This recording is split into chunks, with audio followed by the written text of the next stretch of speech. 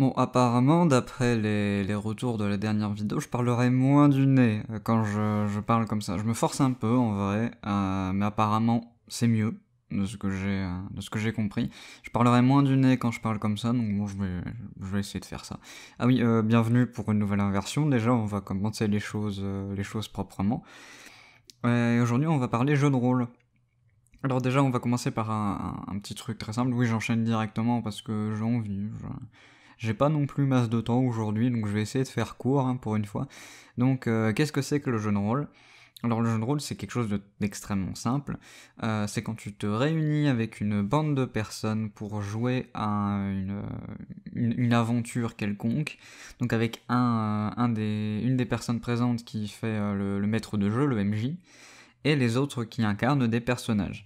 Le type d'univers peut varier du science-fiction au fantastique, en passant par le steampunk, etc. Je vais pas commencer à détailler tous les genres parce que j'en aurai pour une éternité, j'arriverai pas à être exhaustif de toute façon. Et aussi, c'est un très bon moyen pour passer du temps avec des amis, pour aussi rencontrer des gens. Ça permet de stimuler pas mal l'imagination, malgré ce qu'on peut dire. C'est aussi, en règle générale, un chouette moment entre amis. Et aussi de bonnes privées de jokes à ressortir plus tard. Donc le JDR, pourquoi j'en parle d'un coup? Parce que ça fait un peu plus d'un an que je me suis mis à faire du JDR. Avec des amis que j'ai rencontrés avec un ami que j'ai rencontré à l'université et qui m'a fait découvrir sa bande d'amis qui faisait du JDR aussi. Et que sincèrement, je vous encourage à en faire. Parce que déjà, même si vous pensez qu'il n'y a pas forcément des gens proches de vous pour faire du JDR papier, il y a aussi des moyens d'en faire en ligne. C'est ce que nous on fait parce qu'on n'est pas suffisamment proche géographiquement pour dire d'en faire en papier. Mais voilà. Donc je conseille à tout le monde d'essayer de faire du JDR, ne serait-ce que pour tester, tout simplement. Parce que des fois, j'ai rencontré des gens à leur première partie de GTR, qui étaient extrêmement carrés dans leur roleplay, qui étaient extrêmement bons dans leur personnage, qui étaient très logiques au niveau de ce qu'ils faisaient. Donc vraiment, c'est pas parce que vous débutez que vous serez forcément mauvais, même s'il y a toujours des gens qui sont un peu mauvais. Ça, c'est normal, c'est un groupe. Et comme il y a des débutants, c'est toujours des débutants. Au début, ça sera très déconnade, très hors sujet à ce niveau-là, très hors personnage, mais au bout d'un moment ça finira par se calmer, se concentrer un peu plus vers l'histoire. Pour un GDR, tout ce qu'il faut en fait, il vous faut des gens, ça c'est un peu évident. Il vous faut quelqu'un qui est suffisamment bon pour dire de pouvoir créer un scénario. Alors le scénario, ça peut faire une session, ça peut faire plusieurs sessions, ça peut être un nombre de sessions pas déterminé, en mode j'ai créé un scénario, vous avancez à la vitesse où vous voulez. Alors, faut savoir qu'en règle générale, soit les scénarios durent beaucoup plus longtemps que prévu, soit beaucoup moins longtemps que prévu. J'ai eu moi-même le cas parce que je suis à la fois joueur et MJ, vu que je masterise quelques parties dans un univers fantastique. Et des fois, mes joueurs mettent 3 sessions à faire un truc que je pensais qu'ils allaient faire en une, et des fois, ils mettent une demi-session à faire quelque chose que je pensais qui durerait beaucoup plus longtemps. Donc il faut toujours prévoir à la fois plus, mais pas trop. Parce que il faut pas non plus... il faut surtout pas... le gros problème quand on est MJ, donc là je vais parler au niveau MJ, si vous souhaitez créer un univers, ne soyez pas trop carré au niveau de ce que les gens pourront faire. Essayez, faites un open world. C'est con, mais votre univers c'est un open world. Donc il faut partir de ce constat-là. Il faut qu'il y ait une quête. Il faut qu'il y ait une quête principale, entre guillemets. Mais il faut aussi qu'il y ait des possibilités de quête secondaire et des possibilités d'aller à d'autres endroits. J'ai eu plusieurs fois en tant que joueur ou en tant que MJ l'occasion de voir des gens qui, par exemple, le but c'était d'aller à la taverne, parler à machin pour avoir la prochaine quête. Ils préféraient aller dans un autre village histoire de se faire du fric en attendant, parce qu'ils pensaient qu'ils n'allaient pas avoir assez pour dire de faire une mission. C'est tout à fait possible. Donc tout est possible dans un JDR et surtout il faut tout prendre en compte.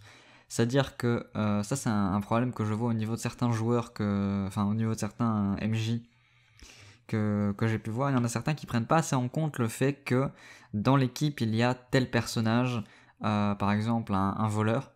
Il y a des gens qui pensent pas forcément se dire tiens pour les maisons, je vais prévoir en avance les maps avec les étages, je vais prévoir des endroits où les voleurs pourraient passer, qui seraient logiques, où est-ce qu'ils pourraient passer, au lieu de faire la grande porte principale, et c'est tout. Et ou par exemple tout simplement le fait que certains personnages qui soient plus plus hauts que d'autres, et donc au niveau des portes ça passe pas alors que théoriquement ça pourrait passer. C'est un exemple extrêmement con, mais c'est pour vous donner une idée. Et donc voilà, c'est quelque chose que j'ai plusieurs fois vu. Aussi j'ai découvert quelque chose dans des univers dark fantasy, ne jamais faire de mage. Parce que ça c'est la connerie à pas faire. Ça je vous donne mon expérience, en tout cas au niveau du MJ que j'ai qui est spécialisé lui dans des univers dark fantasy, qui adore faire des univers dark fantasy. Faire un mage c'est l'équivalent de crever parce que tu ne régènes quasiment jamais ta mana et t'as pas de points de vie. Donc dès que t'as plus de points de vie, dès que t'as plus de points de mana, t'es quasiment mort en fait. Donc autant faire un guerrier bourrin et puis voilà, ça passera mieux. Mais donc voilà, donc en tant que MJ, il faut prévoir en fonction autant des personnages que en fonction de votre scénario de base, ne pas trop prévoir votre scénario de façon trop linéaire. Et le truc c'est qu'il faut aussi prévoir plusieurs façons de tuer quelque chose. Parce que j'ai déjà vu des MJ qui faisaient genre qu'il y avait un seul moyen de tuer un boss particulier ou un monstre particulier, et que comme on le trouvait pas parce qu'on n'avait pas eu l'idée, mais que ça semblait extrêmement logique au MJ, on a galéré pendant une session à buter un boss qu'on aurait pu buter en 3 coups, parce qu'on n'avait pas trouvé que il fallait aller au niveau de telle partie de son corps pour lui planter un truc, et puis voilà, après on pouvait le marave. Donc ça il faut aussi prévoir en fonction des joueurs, et aussi pas trop faire de trucs qui sembleraient logiques mais qui au final ne seront pas forcément pour les joueurs. Ça c'est un gros souci, un souci récurrent que je vois. Mais après oui, mais bien de toute façon le MJ ne pourra jamais ne pourra jamais prévoir à 100% ce que le joueur fera. Donc c'est pas la peine aussi de tout prévoir ou d'essayer de tout prévoir ou c'est un problème récurrent que moi j'ai. C'est que excusez-moi, c'est que je prévois. En fait, j'essaye de prévoir les différentes grosses possibilités des personnes, mais qui choisissent toujours celles que j'ai pas prévues. Donc du coup, ce qui me force à improviser, ça c'est pas un problème. Oui, aussi, en tant que MJ, il faut savoir improviser. Il faut pas se dire mais j'avais prévu ça comme ça, donc je sais pas quoi dire, donc laissez-moi le temps de créer un truc. Non, il faut savoir improviser dans le roleplay du personnage, dans le roleplay du joueur, il faut savoir improviser. Et il faut aussi savoir tout simplement jouer avec ce que font les personnages, prévoir aller chercher des images en dernière minute s'il faut, prévoir des maps au cas où, en mode on sait jamais si un jour ça me sera utile, prévoir une taverne ou quelque chose comme ça. Ça c'est toujours des trucs qu'il faut essayer de préparer un minimum, mais ça ne marchera jamais totalement. Ça, j'ai un MJ que je connais qui lui fait tout en map par image, enfin il fait tout par image, il fait rien par map. Et littéralement tout est fait à l'impro. Il y a rien, absolument rien de préparé parce qu'il se dit que c'est pas la peine. Ça c'est chacun sa méthode. À ce niveau-là, chacun sa méthode. Et il faut aussi que vous trouviez le MJ qui vous correspond le mieux, parce qu'il y a des MJ qui sont très dirigistes, très linéaires, et si vous aimez justement explorer à côté, ça passera pas, alors qu'il y a des joueurs qui préfèrent avoir littéralement un JDR couloir, mais qui sont avec des MJ qui sont en mode bon, où est-ce que vous allez ? Et là, du coup, forcément, ça fonctionne moins bien. Ça, il faut réussir à trouver son MJ, et aussi son type d'univers, parce que il y a des MJ qui sont plus en science-fiction, plus en steampunk, plus en fantasy, encore dans les fantasy, dans tous les styles, il y a des centaines de milliards d'autres genres qui sont intercalés dedans. Et donc, il faut réussir à trouver le MJ qui vous correspond, dans le type d'univers qui vous correspond. Ça, c'est aussi un point très important. Alors, JDR papier ou JDR en ligne, ça c'est aussi un truc que je vois beaucoup.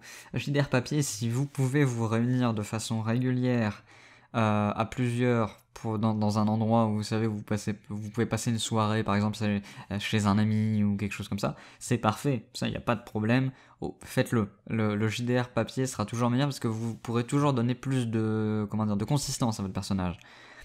Mais si vous n'avez pas l'occasion, que vous habitez trop loin l'un que l'autre, ou que vous savez que vous ne pourrez pas rester suffisamment longtemps pour que ça vaille le coup, session de JDR, il faut quand même prévoir facilement 2-3 heures pour dire de faire une bonne session. Parce que les sessions sont très longues de JDR et on ne voit pas le temps passer. Donc si vous ne pouvez pas réunir des gens suffisamment souvent ou pas suffisamment longtemps en physique, bah, autant utiliser des applications. Je conseille le site Roll20, qui est un site qui permet littéralement de tout faire soi-même, donc c'est maps, c'est JDR. Et le seul truc, c'est qu'il y a un abonnement. Un abonnement pour obtenir des trucs en plus, des tokens premium, des choses comme ça. Et notamment un abonnement pour avoir ce qu'on appelle l'éclairage dynamique, ce qui fait que votre personnage va émettre une source de lumière, donc le reste va être noir, et que en bougeant votre personnage, la lumière va le suivre. Donc vous n'aurez pas à dévoiler des parties de la map de façon un peu bourrine. C'est bien, c'est tout à fait bien à ce niveau-là, mais c'est payant. Donc si vous avez les moyens pour de faire ça, faites-le. Sinon, c'est tout à fait possible de ne pas payer. Moi, je ne paye pas. Je suis utilisateur gratuit depuis un an. Et mais je fais des JDR avec sans aucun problème. Et si besoin, je trouve des tokens en ligne aussi à côté. Il faut savoir se débrouiller quand on n'a pas l'argent. Et donc voilà. Et oui, une question aussi, un truc qui me vient en tête, c'est est-ce qu'il faut déjà faire un univers construit ou est-ce qu'il faut construire son propre univers? Alors ça dépendra du MJ. Ça dépend de vous, littéralement. Si vous préférez utiliser un univers déjà construit où vous pouvez vous baser sur ce qui a déjà été fait et que vous souhaitez juste faire une histoire dans cet univers-là, c'est tout à fait possible. Ça, c'est par exemple ce que moi je suis occupé de faire sur le JDR, un JDR The Witcher, donc qui reprend l'univers totalement de The Witcher, mais avec un scénario différent. Ou sinon, vous pouvez aussi créer tout simplement votre JDR, hein, votre univers, avec ses divinités, ses rois, ses royaumes, ses terres, ses océans, etc. C'est tout à fait possible. Il y a même des outils qui permettent de créer des maps, etc. en ligne, ça c'est facilement trouvable. Et sincèrement, vous pouvez faire de très bons trucs si vous avez l'idée derrière. Mais le truc que je conseillerais le plus, c'est de ne pas faire forcément un univers qui est extrêmement riche, mais plutôt préférer un univers qui est cohérent en lui-même. Donc c'est-à-dire un univers qui est cohérent et qui se fait de façon... qui se fait de façon à ce que tout est un lien logique entre les différentes parties, notamment au niveau des divinités. C'est pas la peine d'avoir 100 000 divinités si au final vous avez des trucs qui ne serviront jamais à rien et qui ne sont là que... Il y a une moto qui passe dans ma rue, je m'en excuse. Donc ça sert à rien de créer des centaines de milliards de divinités si au final vous en utilisez 5 principales et que les autres c'est juste des dérivés quelconques. On n'est pas dans un jeu vidéo, on n'est pas dans une série, dans une saga. Essayez de faire quelque chose de simple au début en tout cas, et limite essayez après d'étoffer le truc. Ce que je conseille peut-être aux gens qui ont envie de faire des gros JDR, des gros mondes, c'est de faire ça par étapes. Imaginons, vous créez un scénario, on va l'appeler la saison 1. Donc vous faites ce scénario, vous créez un univers plutôt simple, 4-5 divinités, assez peu de stats, quelques villes à un grand maximum, ce qui pourrait correspondre à la taille d'un pays. Et après avoir fini ce scénario, vous demandez à vos joueurs si ça vous intéresserait une autre saison, entre guillemets, un autre scénario dans cet univers que vous avez déjà créé. Et si ça les intéresse, vous créez, donc par exemple, au lieu de partir d'un pays, donc cette fois ce sera un continent, vous ajoutez des divinités qui sont apparues plus tard, donc par exemple ça peut se passer genre 100 ans après, vous créez des divinités qui sont apparues entre temps, vous augmentez le nombre de stats, vous faites ça par évolution. Parce que le gros problème que je vois, c'est que si beaucoup de gens sont rebutés par les JDR papier tels que Donjons et Dragons et autres trucs comme ça, parce qu'il y a des pavés de texte à connaître, des pavés de pages, des pages et des pages entières à connaître pour savoir utiliser un sort ou savoir quelle race est votre personnage, alors qu'au final ça pourrait bien plus se résumer. Au début je vous dirais peut-être si vous souhaitez prendre un univers déjà construit, de le simplifier comparé à ce que c'est. Par exemple, si vous prenez l'univers des Donjons et Dragons, diminuer le nombre de stats, diminuer les trucs qu'il faut pour les fiches, simplifier les jets de dés, il faut aussi que ça soit agréable pour les joueurs en fait. Et ça, c'est le gros problème que je vois, c'est que la plupart des gros trucs de JDR, oui, c'est extrêmement complet, c'est une fois que t'es dedans, c'est carré, tu sais exactement ce que tu dois faire, mais le truc, c'est que ça ne donne pas envie à des gens de venir. Et du coup, pour ça, moi je pense que pour contrer ça, il faut justement il faut simplifier un peu, il faut vulgariser littéralement le JDR pour dire de créer des univers un peu plus simplifiés. Et donc voilà, j'espère que cette inversion vous a plu. Elle est assez courte, j'avais tellement de trucs à dire, mais je me suis dit, je vais me limiter un peu, parce que sinon je vais partir dans un exposé d'1 heure, et j'ai pas envie que vous ayez 1 heure à, comment dire, 1 heure à écouter, et donc moi ça me fasse environ 2-3 heures de montage, enfin 2-3 heures de rendu, parce que 1 heure c'est énorme au niveau de ce que je upload, parce qu'on pourrait croire que je me fais pas chier, je mets juste un fond, etc. Sauf que ce fond, il bouffe à un niveau incroyable au niveau de mes projets, ce qui fait que sur Vegas, vu que j'utilise Sony Vegas, ça fait en règle générale le double du temps de la vidéo que je passe en rendu. Parce que juste à cause de l'image. Donc limite, je pourrais juste mettre une image fixe, ce serait mieux pour moi, mais je préfère quand même vous mettre un minimum de visuel. Parce que voilà, je considère que c'est mieux que juste un écran noir. Et donc voilà, j'espère que cette inversion vous a plu. J'ai essayé de prendre une voix un peu plus grave, c'est un peu poussé à ce niveau-là, parce qu'on m'a dit, donc c'est ça que je le répète, on m'a dit que ça, dans ma dernière vidéo ça paraissait bien. D'ailleurs je suis content parce que cette vidéo a fait plus de vues que mes inversions habituelles, et je suis content, même si j'ai perdu masse d'abonnés, parce que ça j'ai l'habitude maintenant, je perds je fais que quand je sors des vidéos je ne fais que perdre des abonnés, mais voilà, je suis content que cette vidéo ait plu. Il y en a d'autres qui vont venir, j'en ai une autre qui va très probablement sortir la semaine prochaine. Il y en a après d'autres que je prévois peut-être dans ce style-là. J'ai pas encore écrit les textes, j'ai écrit 2 textes directement, et après j'ai décidé de m'arrêter pour le moment.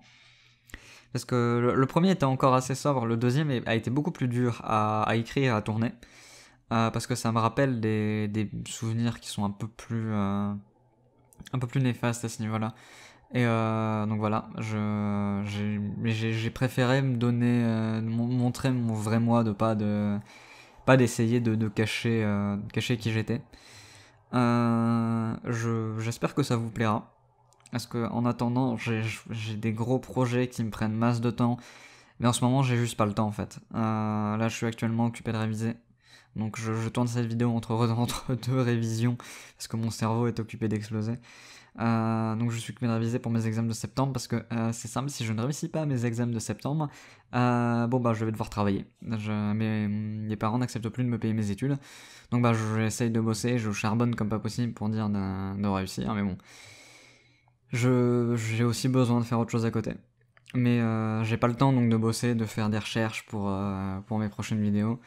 Et donc du coup, ça devra attendre soit après septembre si je bosse, et après ça prendra encore plus de temps parce qu'il va falloir que je trouve un taf. Soit potentiellement octobre-novembre en fonction de comment ça se passe au niveau de mes études. Je vous avoue que je suis un peu stressé moi-même, et que je me sens pas du tout prêt à aller dans le monde du travail. Donc bon, au pire j'essayerai de négocier encore pour limite essayer de me trouver un taf pendant l'année pour payer mes études. Et ben voilà, désolé, je commence à raconter ma vie, il faut que j'arrête. Donc voilà, j'espère que cette vidéo vous a quand même plu. Et à bientôt pour une prochaine vidéo, normalement la semaine prochaine. Allez, à plus.